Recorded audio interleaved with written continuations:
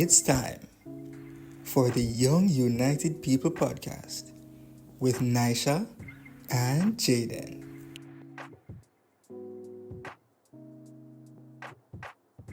Hey everybody, and welcome back to another Yupisode. I'm Nysha. And I'm Jayden. And this is the Young United People's podcast, Podcast, where we talk about everything concerning Jesus and a little bit about UCYPF. So today, for International Women's Day, we're going to be talking about women in ministry. Yeah. So there's a lot to unpack, and we'll stay tuned. Yes. Alright, so we're going to jump things off with a simple question, Aisha. You are a woman in ministry. What does that mean? I am a woman in ministry. It means that I have been gifted by God. And it is through using that gift and coming to realize that it's not just because I can sing or I can do a little dancing, stay on beat and stuff. But it's about allowing Him to channel whatever message it is through my singing or my movements to my congregation, to the people who want Him to reach. So it's far greater than just putting on a show on stage. It's being intentional about what you do for God, knowing that He's using you for something very great. I like that. You're young, obviously. Young United People's podcast. You are young, and as a young person, I can acknowledge a lot of persons who I believe have paved the way or have guided me to get to where I'm at. So specifically for you, what women in your life, whether in UCJCI or personally, that have influenced you, have helped to shape the woman that you are today so that you can serve in the way that you're doing now? Okay. So, firstly, we have Auntie Jennifer. Auntie Jennifer Myers. She delivers messages, and recently, like last year, I gave my first message at church, and I feel like she inspired my format for the message because I don't think I'm a preacher per se. I don't think I'm very nervous first of all when I go there, but the way she goes and delivers her messages, like she's simply talking, like having a somewhat of a conversation with it, and that's the mentor that I just used, and I felt like that was having somebody to kind of emulate, took a lot of pressure off of me and gave me some guidance to move forward. And secondly, somebody I recently met and had the privilege of speaking with, Audia Brown. She's a singer-songwriter, and I first saw her perform at Genesis. And I feel like she's such a little pole, like she's so tiny, such a like me, and I feel like that's why I resonate a lot with her. Yeah. And she sings so well, and I just feel like whenever she's singing or doing anything, because we had her come on Christ and speak to us, and it just seems like she's just so in tune with God, and she's just allowing Him to use her so free. And I feel like whenever people are doing things and it's clear who their intentions are from, there's a distinct difference from when somebody just doing it because of that. And that's what I felt when she was singing at Genesis. It was different. It was like she sang the words, having full confidence that God was her strength, her everything. And I felt like that's really nice. Women experience a lot of discrimination out there in the real world. Would you say you experience that within the context of church? At my church, because I've been at the Managing United Church since forever, since I've known myself, and I've been in every sort of ministry, could think of like dancing, singing, in youth fellowship, doing all sorts of stuff. So I feel like it has always had open arms to welcome us to do what we can in whatever capacity. And even like giving messages at church, because I recently did that. And you have the Auntie Karen and then the Auntie Jennifer who also gave messages. So I don't think in my church that's experienced. Yeah, I think one of the cool things about the young people of UCJCI is that we are exposed to women in ministry in all facets, in all aspects, in all types of ways that maybe in other contexts they don't experience that. And women's ministry in other contexts is specifically women's ministry because it has to look a certain type of way. And so what would you say have been the benefits of particularly being nurtured in the United Church as a young? Just knowing that there are a lot of routes for me to express my relationship with God and to help to build it, not being confined to this one way of being. And having women to look up to, it gives me hope and perspective, and just having knowledge that there is a wide array of stuff that I can do in the church, despite being all. But the late pastor for my church, Rev Laddia Chambers, every Mother's Day, he would do this same sermon or he'll bring the same message, I rather say.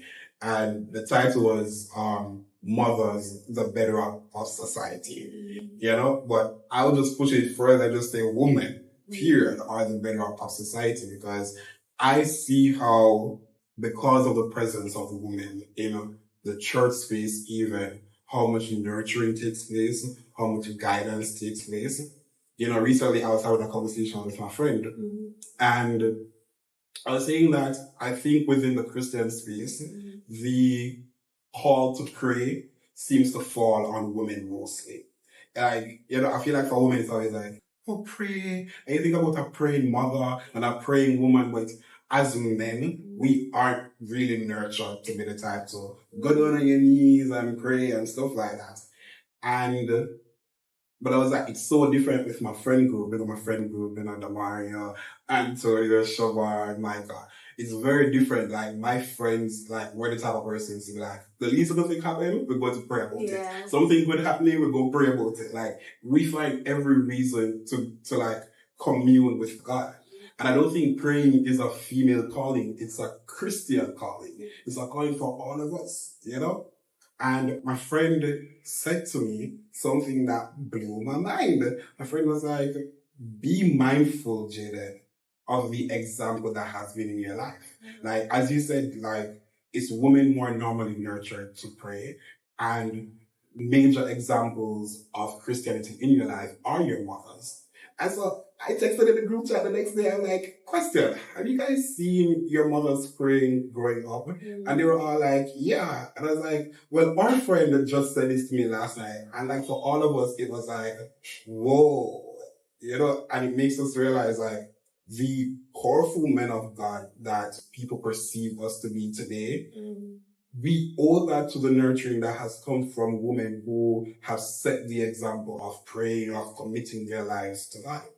And so I think, first of all, I think a lot of the, stigma or reservations that we have around gender within the church shouldn't exist. The word tells us that, there are no Jews or no Gentiles, there's no man or woman, adult or child. Everybody has access to the love of God, the grace of God. And he said in the last days, he'll pour out his spirit upon all flesh, not just the men, not just the women. And so the Holy Spirit can move and manifest in all of us. But I say it's very unnecessary, but I also just see the value of the commitment of women within the Christian space and how it is impacting and raising up a generation of men who are praying and praising unreservedly. And persons might hold some reservations about women setting the example for men. But it's also something that we can acknowledge that as men, in a lot of spaces, we've dropped the ball. And it's commendable that women have been like, okay, yes, men are supposed to be the head, but I am not going to make because you're not living up to your calling that I drop mine. Like, women have pressed on and are setting the example day after day. And it's also very evident in our churches today because, like, if you look at the ratio of men to in our churches, the women far outnumber men, and as they said, like, if men are dropping the ball, God will use other people to deliver His word or to just fill the gaps that need to be filled because His word was for. Right. And that's very true. And I do also want to underscore that I don't feel like women are a secondary option in the eyes of God. But like, if you're going to say like, oh, men should be doing this and women should be doing that, then if you're not holding up your end of the bargain again, why do you expect them to stay in the box that you're putting them in? You know? And I just think like, we're at a place where we need to just honor everybody for the work that they're doing because we're all called, regardless of where gender. Yeah, you know? And yeah, I don't know. I feel like the women are doing an amazing job. So I mean, why are you mad? God's word is getting done. You know, some of the most powerful sermons. I'll tell you this. I'll even tell you this. And I'll never forget it. Like when I just got saved and started going to church and stuff, my first day of fellowship, Reverend Blair actually preached at that. And I was just sitting at the back of that hall listening to this woman preach a word, you know, and I just remember just sitting there being convicted and just like, and a part of her message, I remember is just being very true to who you are in terms of like your imperfections and stuff like that while being called. Like you don't have to wait to be at a point of perfection for God to use you. And that message or that point in the message, is something that resonates with me like almost 10 years later, you know? And so the women within the church have been just, inspiring. When I think about it, and I don't know, like, the UCJCI women have this knack at delivering the word. For example, I can say even Reverend Hines, from Western Region Mission Council. Like, I think out of every minister that I've ever heard preach, and I will rest on that hill, she has this amazing skill of delivering something that is like a sermon that is very short, but has so much weight. Like, you get so much meat. And it's like, you know, a lot of persons to deliver a word with a lot of meat requires them to, I don't say lengthy, but use some amount of time. But she just does a good job at like giving you a strong word in like a limited amount of time. Like, it's very impressive. Like, and I've witnessed her do it so many times. But then I think about even like when I had just gotten saved, before I was even saved, like Reverend Tara, like she preached a word, you know, at a camp, and I was just there like, God is so real. And I don't even think I fully had the perspective of God that I have right now. You know? I was talking to Reverend Young recently, and I was saying to her like, a sermon that made me bawl my eyes out, like the entire sermon was something that she did at a leadership training like a few years ago. And she was saying like, that's interesting because she doesn't even think she was anywhere in her ministry at that point, you know? But like, even when these powerful women don't even realize it, that they're being such vessels that are like transforming lives, you know? And so I think like even a day like today, like celebrating women internationally, I think it's very important that we're even doing it in the church because these women have just definitely been the bedrock of the Christian movement. A lot of times, I feel very unequipped as a person or as somebody who's trying to follow what it is that God has planned. And I definitely believe having women, specifically who I can look up to, it makes a lot of a difference for me. Because even with giving the word that one Sunday, I quite literally almost said no. Because I just felt like that's not what Nysha's supposed to do. Nysha's supposed to be the girl on the choir singing. Nysha's supposed to be the girl on the stage dancing. I thought that was what I was confined to. But seeing other women being very bold about who it is that they believe they've been called to be, delivering the word and being so unapologetic about it, it gives me newness. Like, I could do that. Yeah. And I shouldn't just confine myself to what Nysha growing up did. Like, God has so much more to do with me. And it's very interesting that you say that Reverend Blair spoke about, like, all her imperfections while preaching, because, or just ministry in general, because a lot of the times I feel like I have to be this perfect person. Hence me always feeling unfit, because I don't feel like you won't always feel like a perfect Christian.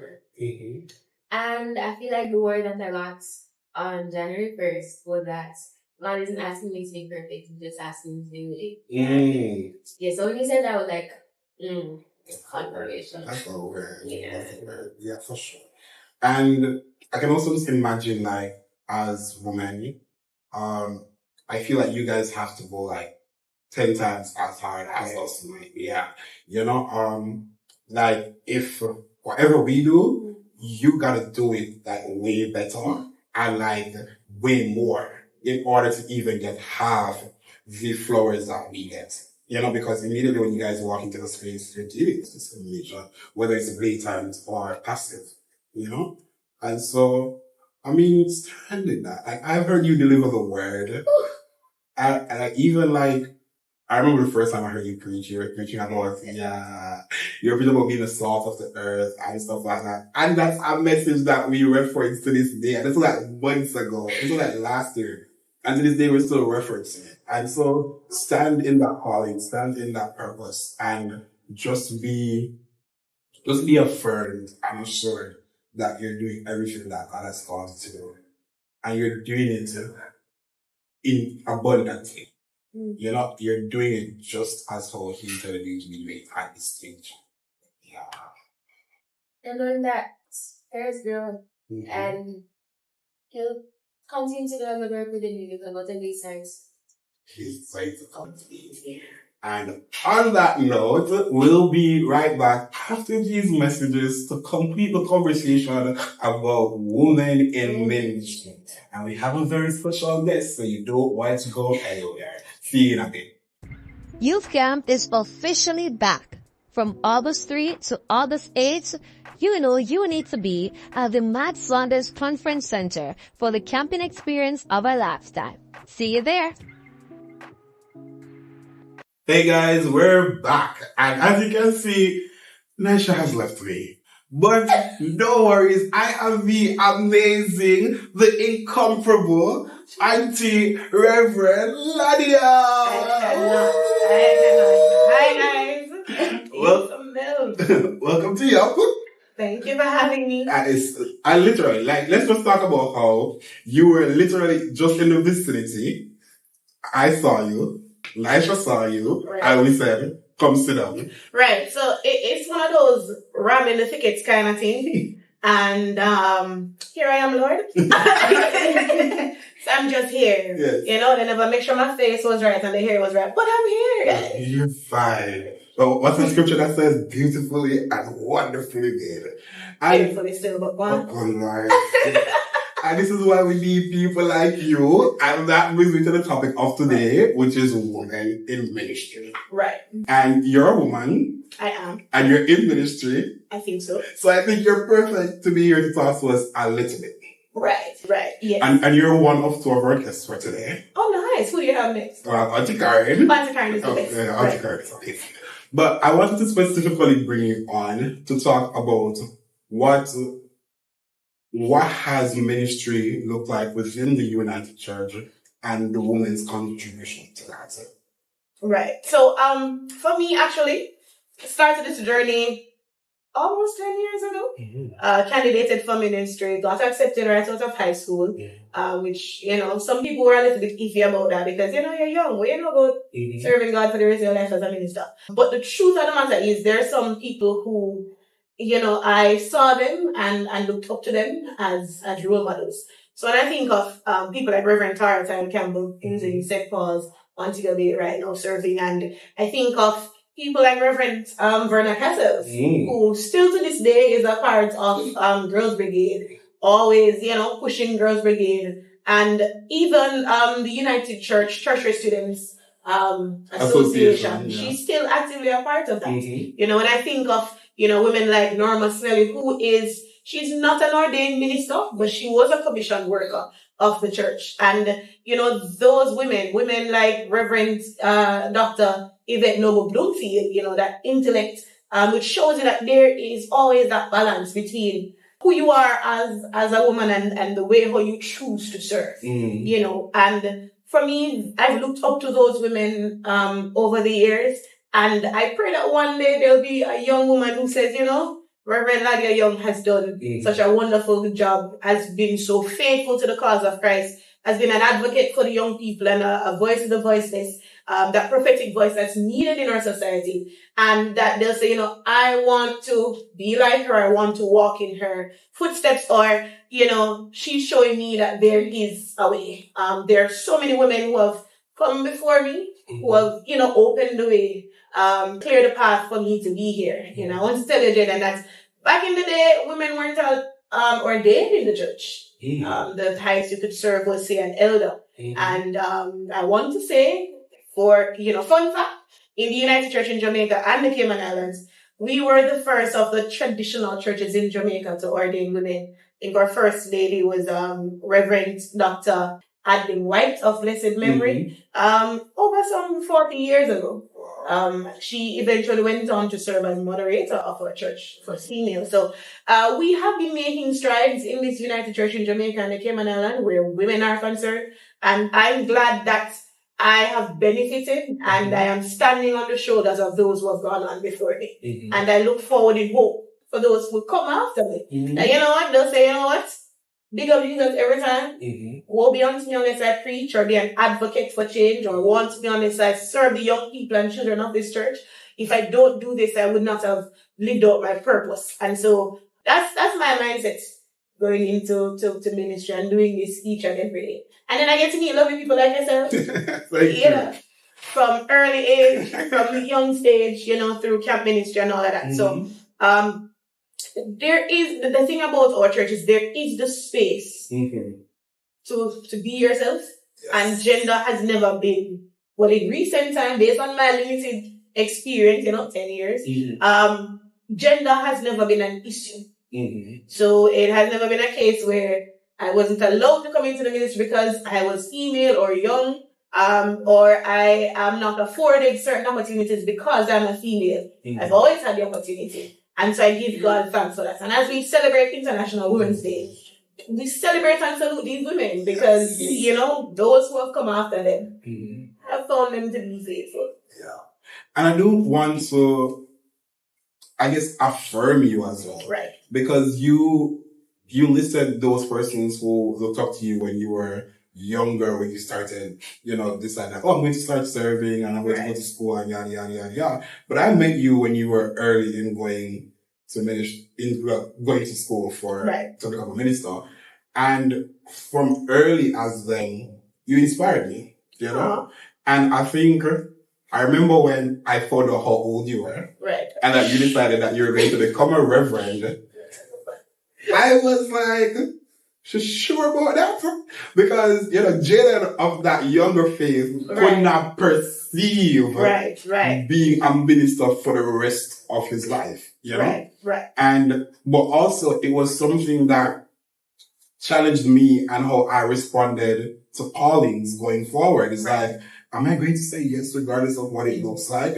The challenges that might come, the anxieties that I might have, like, am I going to say yes to these things? And so you have set the example for me and so many young people around us, you know? So I want to affirm you and say, like, just continue doing what you're doing because you are digitalized, you are transparent. I feel like what you represent as well is what UCYPF represents. Right. It represents representation, unity, what's that word? Diversity. That's the word. Diversity. You know, and can I say youth? Right. Because you got to serve at what people might perceive as the highest level within your youth. And I think I just want to thank you. Right.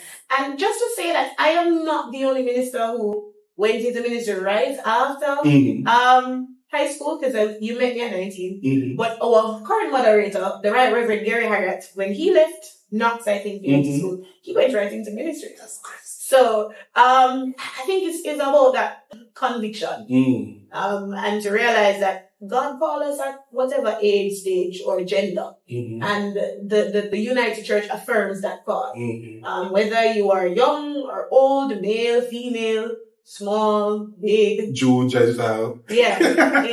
You know? So we're all one, and the church affirms that at every stage. And that is one of the reasons why I can say that I am a female minister in United Church in Jamaica and the Cayman Islands, because the church saw something and affirmed it. I mean, I went there with blonde hair, blue fingernails. And they didn't hold that against me. They're like, she's not too much to learn. We see that there's a light and there's a call, and then we will allow this young woman, some of them consider me a child because I went in at 19, do the maths, and they were able to say, yo, we will go on this journey and spend that year of discernment, do the years at UCYPF, go through this internship, and then we found you fit. So they gave me opportunities to serve. Currently serve as the youth minister for the United Church in Jamaica and the Cayman Islands. And so I give God thanks for that opportunity to inspire other young people. So other young girls can say, you know what? We can serve Christ. Pick up Jesus every time. You know? Yeah. Alright, so thank you, Auntie Laddia, for coming and chatting with me. You've definitely taught me a lot in the short space of time. I'm sure that those listening as well can say the same thing and just continue to just submit yourself to the Holy Spirit and what it's taught you to. Alright, so thank you guys so much for having me. I still want to know if it's the Yupdates or Yupisodes. What's the name? We need to figure out what's the name. It can be the Yuppies. The Yuppies. Alright, I'm just, so big up all the Yuppies. Yeah, the Yuppies. Big up all the Yuppies. Thank you so much. We should do a poll for that. Yuppies. Yuppies, Yuppets. What's the other one? Yupparoonies. Inside joke. But yeah, so big up all of the Yuppies, Yuppets, Yupparoonies, Yuppets, whatever you choose to call yourself after that. Yes. Big up all of you for tuning in, and remember that it doesn't matter gender. When God calls, God calls. Yes. And your own responsibility is to answer. And say, yup. Yes. Oh, yup. Yup.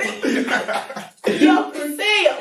Just say yup. Just say it. Alright. Thanks, guys. I will see you in the next segment. Let us paint the city red at Youth Convention 2024 on May 5 at the Montego Bay Convention Center, where we will come with our praise, we will come for the outpouring, and we will enjoy the fellowship as youths from across the island of Jamaica come together to send up some praise to the Almighty Father. See you on May 5 at the Montego Bay Convention Center. You have to be there. And we're back. And with us, we have Auntie Karen Francis with us. Yes, Auntie Karen is currently the Associate Warden and a lecturer at the United Theological College of the West Indies. Yes. Happy to have you on the card. Happy to have you, Auntie. It's so good to be here. Yeah. I feel young. I'm sitting beside to you. Are we going to try to keep up with your youthfulness? Yes, please do. Yes. Please do. Okay. So, Auntie, tell us a little bit about what you do here in the United Church. Okay. Well, the United Theological College is a place where we say ministerial formation. We assist in the ministerial formation of persons who have committed themselves to serve full-time in the church. Now, what that means is theological education takes place here. There are the things you need to learn, academics, but ministerial formation also includes some of the non-academic things about being a leader in the church and about being a minister.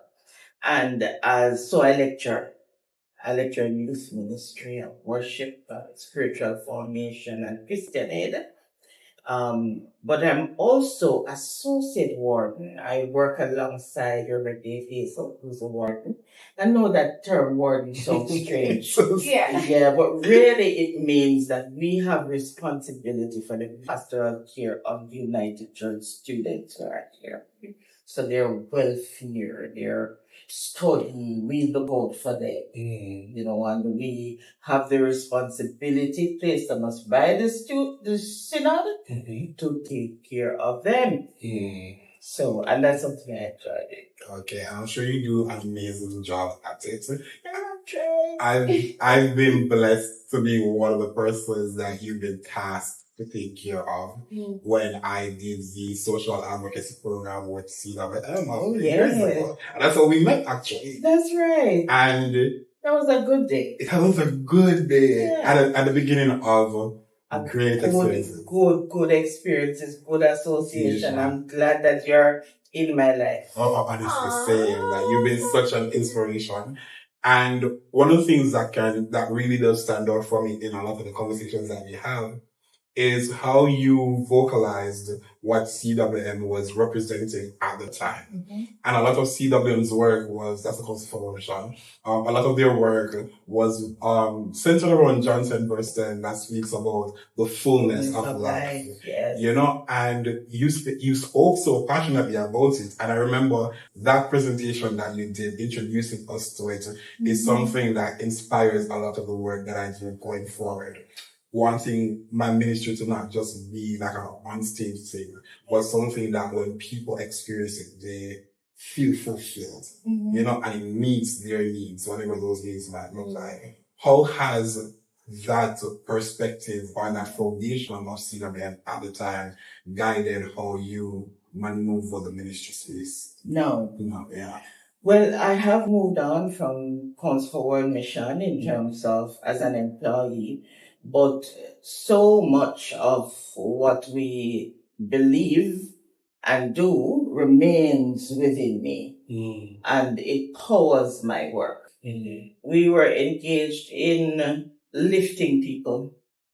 When I think about it, that's what it comes down to, lifting people.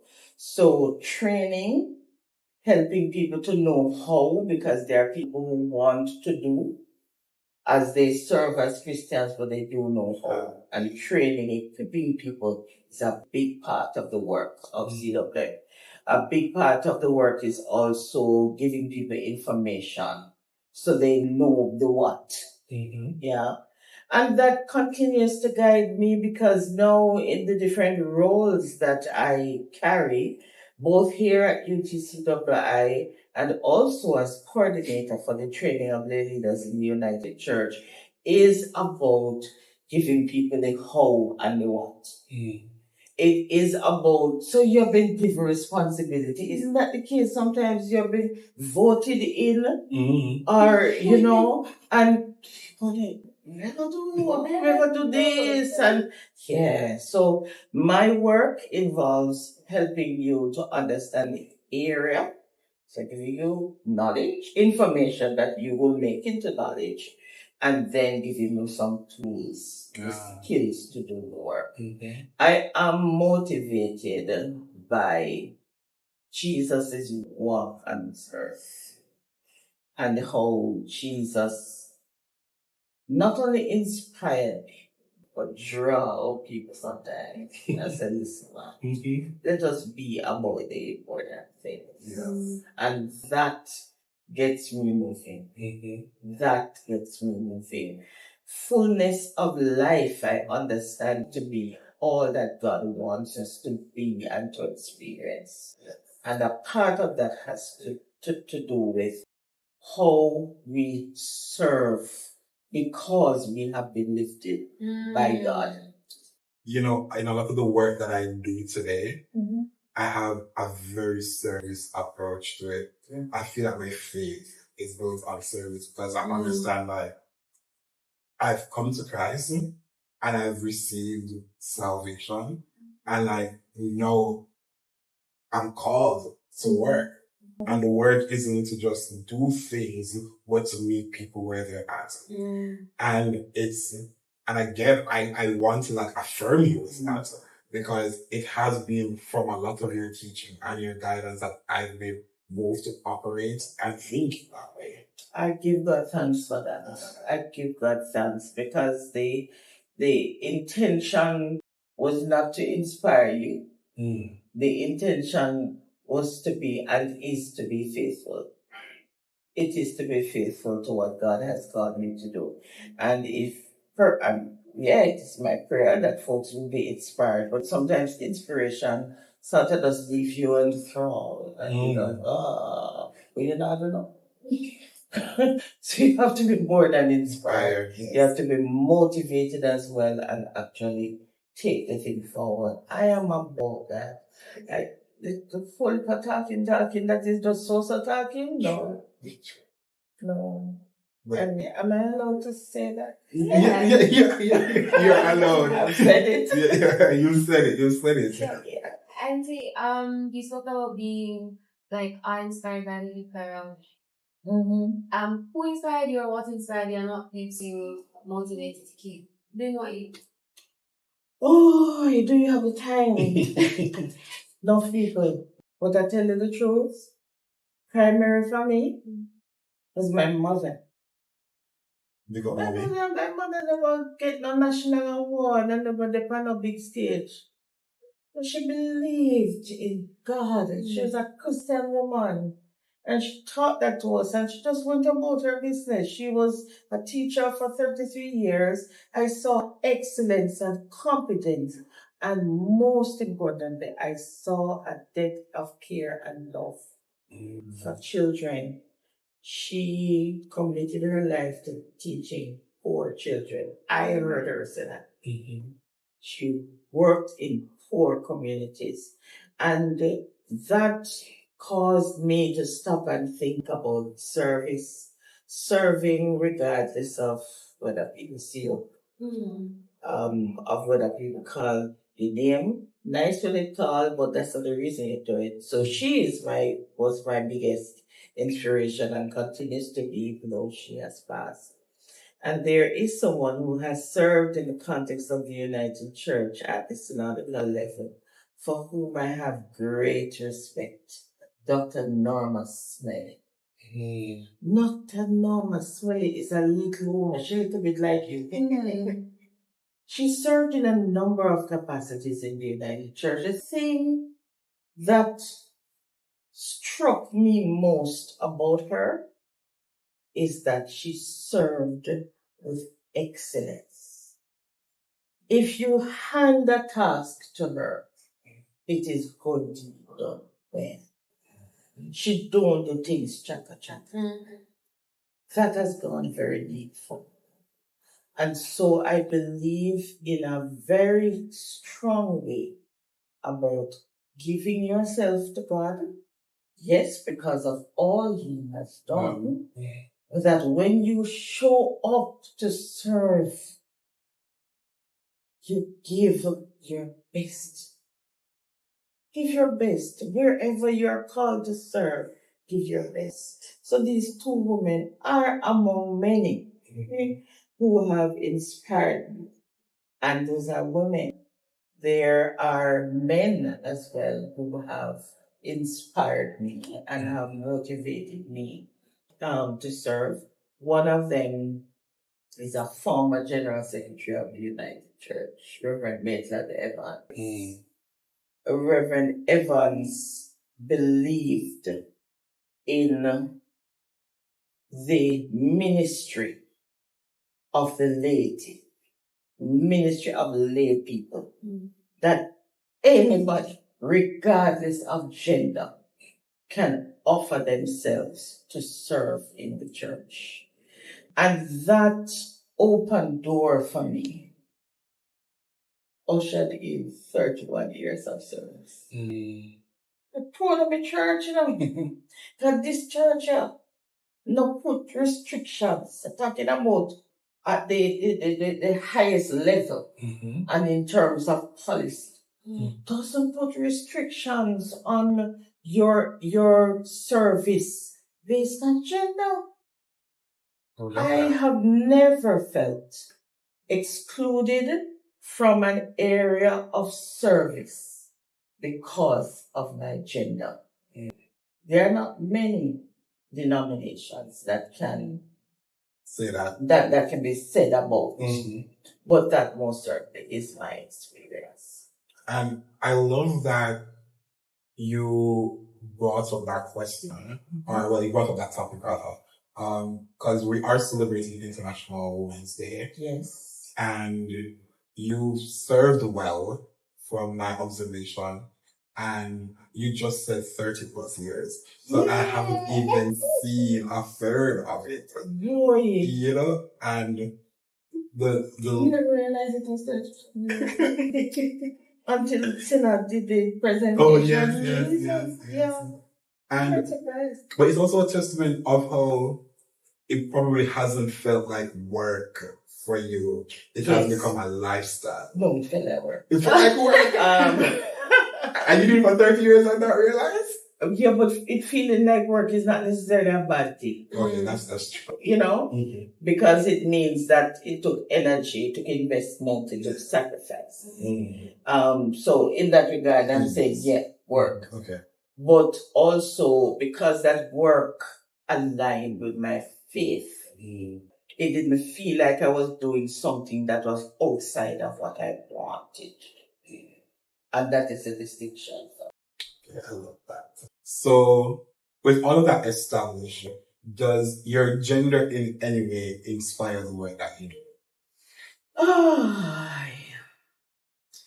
I would love to give you a dramatic yes, but no. No. At the base, Jayden, I work because Jesus is my Lord. We work, I'm a Christian. And I feel a depth of gratitude for what Jesus has done. I feel like I need to do something. It's not like I can earn, I am worthy in any way, but I feel that I must respond. Now, what it meant is I prepared myself professionally. I had plans for a career in public relations. In high school, went to guidance counselor and I asked, what do I need to do to get into that field? And we discussed, and so I went to UA, did a degree in mass communication. Later on, did a master's. And I was on that track. But I always felt, as a Christian, you must be involved in your church. You must serve. You mustn't just one bench. So I had been serving. And then it branched out into serving in the wider United Church. And what was happening is that the work I was doing in the wider United Church was largely in communication. I used to produce a newspaper we did and radio programs. I wanted to do that more than the work I was being paid for. I wanted to spend more time doing that and that made me stop and think, it was quite a journey of discernment. Because I said to myself, but I really need them good work. I'm going to work in a church, I'm going to get paid nothing. I wrestled with it. I prayed, I talked to people I respected, and I said, God met me, God give me all the opportunities for training, for education, everything. And so I offered myself because I felt the Lord was calling me to serve full-time in the church and to serve using the professional skills I had. And I offered, and again, as I said, Dr. Evans, he welcomed, and the United Church welcomed me. And so I was able to serve in a variety of capacities. So I feel I must bring everything and give everything, because there's nothing I have achieved, I've done on my own. Nothing. And so that's what I put back into my work. That is what I put back into my work. No, the matter of gender. So gender doesn't factor there, except that my church was willing to accept me. Didn't say to me, no, you can't, because you're not male. Nor did the church say to me, you can't because you have to be ordained. And that's a powerful thing. As a commissioned minister of the church, I'm not ordained. Because that's not the calling that I understand. I'm serving because of what Jesus has done. And that's why I'm saying no. But as a woman, I will bring me and my womanness to the work that I do. Yeah. I'm proud of the church that I'm a part of as well. Yes. Because in our earlier conversations, I was able to highlight that it has been a lot of the example of a woman that has made me the Christian man that I am today. You know? However, you've worked with different organizations. And as United Church, we believe in ecumenism. And so a lot of our work will be ecumenical. And so we'll find ourselves in settings where people believe in Jesus Christ, but our perspective on some things might vary. Yes. And in one of such cases is how our gender impacts our capacity to serve in certain ways. And so outside of the United Church space, have you ever experienced some form of, I guess, discrimination as a result? I have been a part of an organization, one in particular, that was not open to women serving in certain ways. I must say that that it was not directed at me. But I'm an advocate. So, like saying other people being done out of a thing. No, not at all. But they had the position that women shouldn't preach. They had the position, shouldn't be in a teaching role. And that didn't sit well with me at all. But rather than take off and run, I decided I would continue to work with the organization and try to encourage and do. And I did that for a couple of years, but I really came to a point of frustration and I said, you were nurtured in a church that has not closed that door on you because you're a female. You're working and trying to get a change in this space and it's not happening. And so I put it down. I put it down. That organization was strongly influenced by the Brethren Church and their teaching in relation to women. So that was a disappointment to me because I thought that at this point we really ought to be beyond that. But there has to be internal change and conviction for that to happen.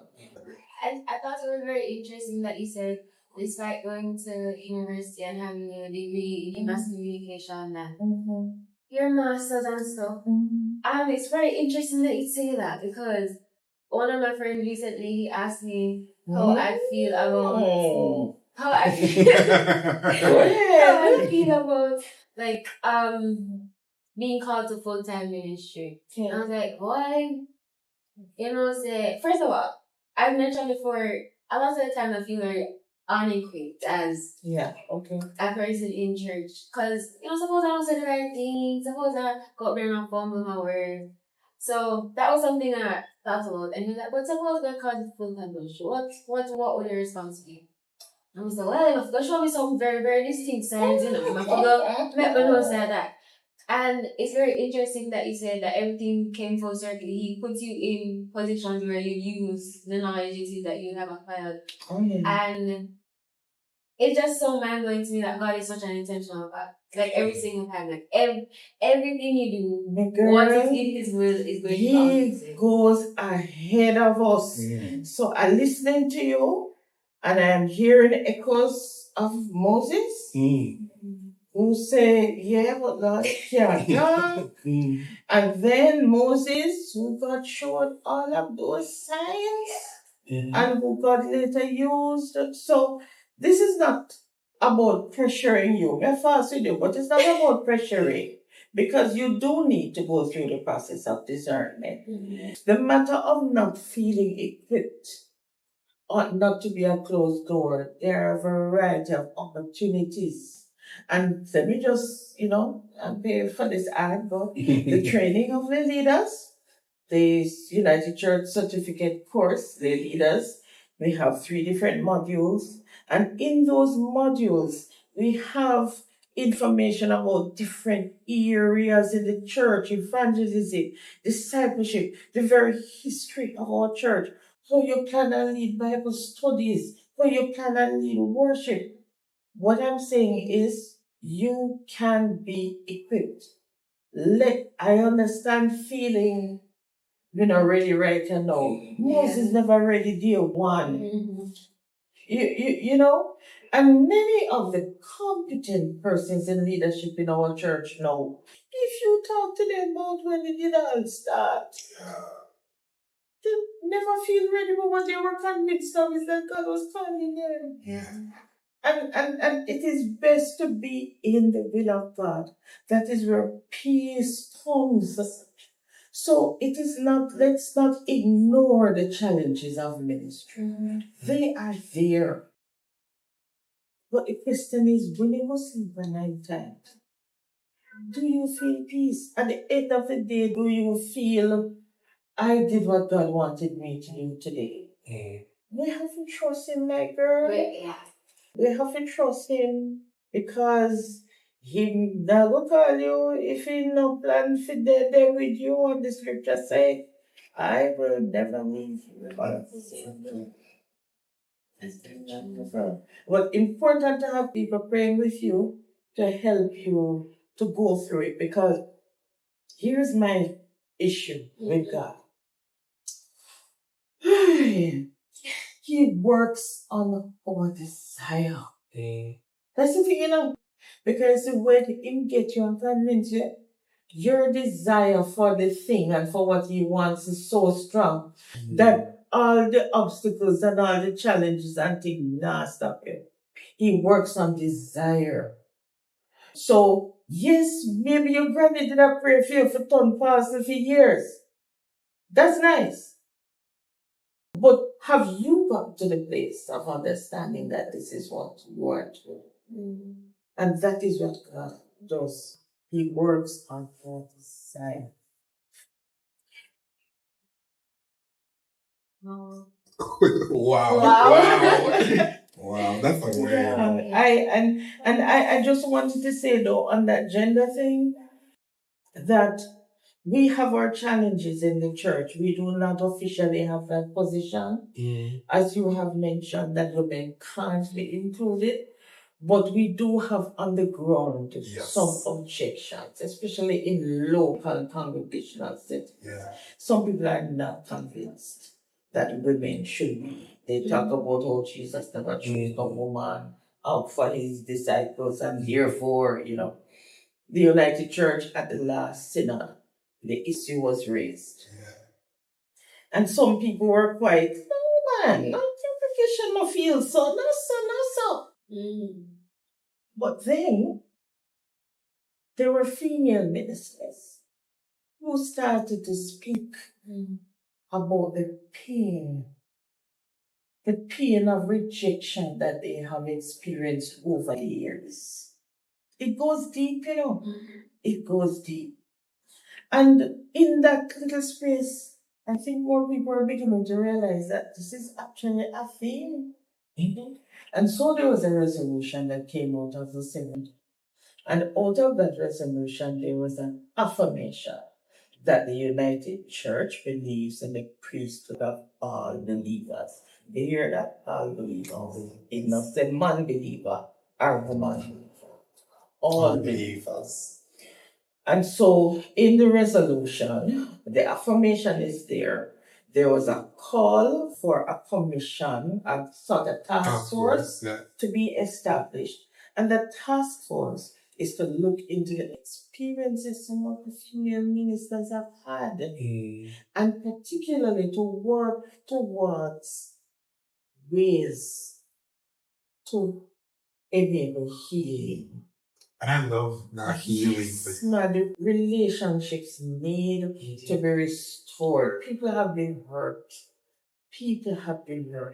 So that's one thing. And the other thing is to work towards a gender policy. So that we have the affirmation of all, we do not currently have a policy that says, for example, that in your leadership, you work towards some measure of equality in terms of the numbers, and I know we'll be challenged because the male-female ratio in church. So looking into that to see what we can develop in order to make it practical. Yeah. So make me fall love the church. Yes, and I am grateful that I was at Synod to witness. Oh. And I do want to, openly share some of what I observed. I remember when Miss Jennifer Martin went up to speak, a lot of the immediate response was, that's not the identity of the United Church. And I think what we shouldn't do is, institutionally, we may not be like that, but we have individual members who have strong feelings. And so I think it was necessary for us to continue to establish who we are as United Church people, and what our denominational identity is where that is concerned. Yes. Because it is important for us to continue to take the stand so that we can correct some of these mindsets that some of our brothers and sisters do have. And I remember she did get some pushback because it's not a part of the identity. Yes. And there was immediate pushback from some persons. But one of the things that I love about what she said was she has lived a life. And even in her capacity as even a non-ordained minister, she has one witnessed and has seen how it has affected her sisters. Yes. And all she wanted was a conversation. I remember that specifically. She said, all we're asking for is the conversation.